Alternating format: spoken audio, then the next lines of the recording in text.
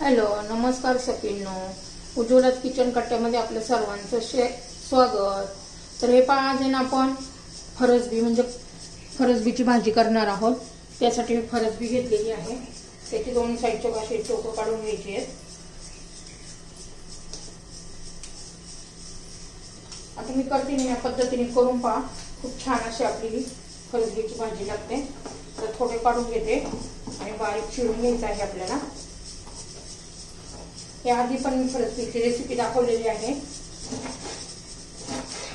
तर ही थोडीशी वेगळी घातलेली आहे. त्याच्या शेंगदाण्याचा कूट वापरायचा नाही आपल्याला.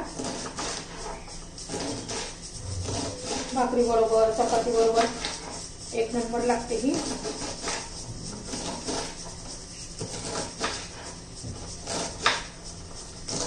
एकदम असं चिरून घ्यायची. तुम्हाला मोठी मोठी ठेवायची असेल तरी चालेल थोडी, पण अशी एकदम बारीक चिरली ना तर पटकन शिजते.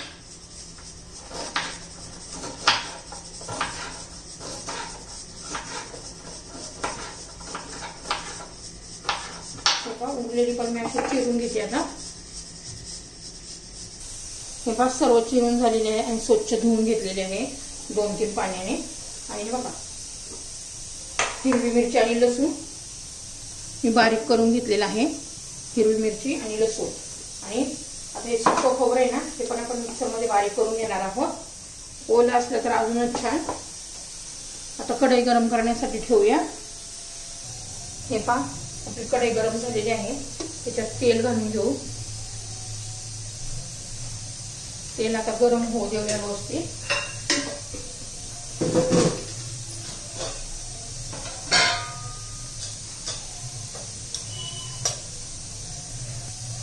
हे पहा, तेल गरम झालेलं आहे. मोहरी घालू थोडीशी.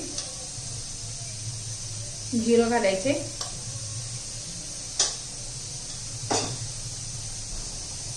तडतडून द्यायचंय चांगलं. हे पहा, जिरी मोहरी चांगली तडतडली आहे. त्यात आता आपलं हिरवी मिरची आणि लसूण बारीक करून घेतलं ते घालून घ्यायचं यामध्ये छान करते.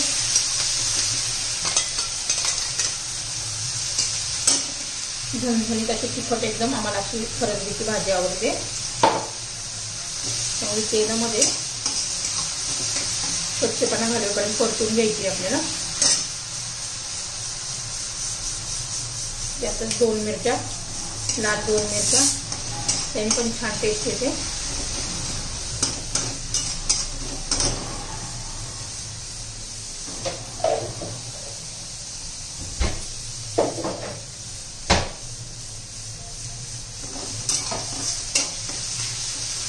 छान असं मस्त मिरचीचा वास सुटलेला आहे.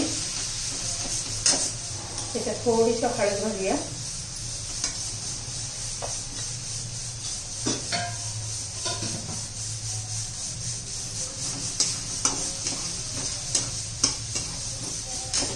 आता आपण बारीक चिरलेली फरसबी ती घालून घेऊ.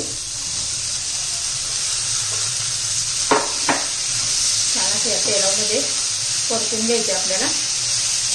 चांगलं 2-3 मिनिट तरी, म्हणजे छान चव येते. तोपर्यंत मी खोबरं बारीक करून घेते. हे पहा, 2-3 मिनिट झालेलं आहे आपल्याला परतून. छान असा आहे शेंगांचा वास येते. मीठ घालायचे चवीनुसार.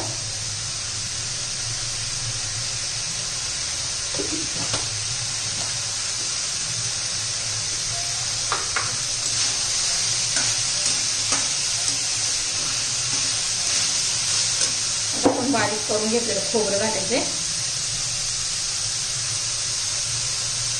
तुमच्याकडे ओलं खोबरं असेल ते घातलं तरी चालेल. त्या शेंगांमध्ये ओलं खोबरं अजून छान लागतं. आता खोबऱ्याबरोबर पण परतून घ्यायचे, म्हणजे खोबरं चांगलं भाजून निघेल.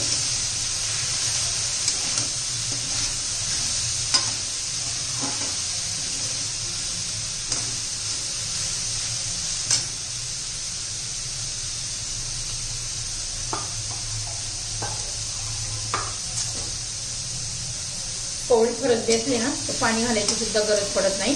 वाफेवरच मस्त असं शिजतं ते. पण मी आता 2-3 चमचे मिक्सरमध्ये थोडं पाणी घालून मंद गॅसवर शिजू द्यायची आपल्याला. खूप सुंदर असा वास येतो, खूप छान असा वास येतोय, खूप मस्त भाजी लागते. ह्या पद्धतीने तुम्ही नक्की करून बघा. झाकण ठेवून आता शिजवून घेऊया मंद गॅसवर, म्हणजे जास्त पाण्याची गरज पडत नाहीये. हे पहा, आता झाकण काढून पाहूया झाली का म्हणून भाजी. हे पहा, छान अशी आपली भाजी शिजलेली आहे. तुम्हाला जर हे फरसबीच्या भाजीची रेसिपी आवडली असेल तर लाईक, शेअर आणि सबस्क्राईब नक्की करा, म्हणजे तुम्हाला माझे रोज रोज नवीन नवीन रेसिपी पाहायला मिळतील. नक्की सांगा तुम्हाला आवडली असेल तर रेसिपी. लाईक, शेअर आणि कमेंट करा.